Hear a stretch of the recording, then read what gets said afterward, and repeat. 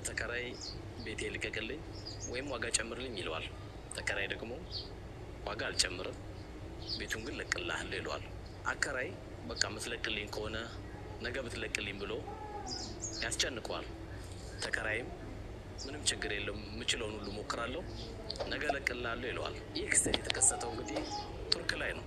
ሁለቱ የተነጋገሩት አካሎች ቱርክ ላይ ይህን ውይይት ባደረጉ 24 ሰዓት ባልሞላ የሁለቱም ንብረት በመሬት መንቀጥቀጥ ይጠፋል። አከራዩም ተከራዩም ከዛ ሁሉ ከጠፉት ንብረቶች አላህ አትርፏቸው ሁለታቸው መንግስት ባዘጋጀው ላስቲክ ቤት ውስጥ ይገናኛሉ። በጣም በመገረም ወሬያቸውን ያወጋሉ።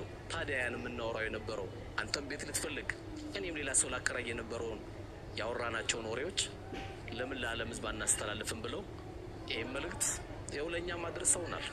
አላህ አከራይ ሲያደርግህ የወደደ እንዳይመስልህ ተከራይም ሲያደርግህ የጠላህ እንዳይመስልህ። አላህ ለሚወደውም ለሚጠላውም እቺን የቅርቢቷን ህይወት ሊሰጥ ይችላል።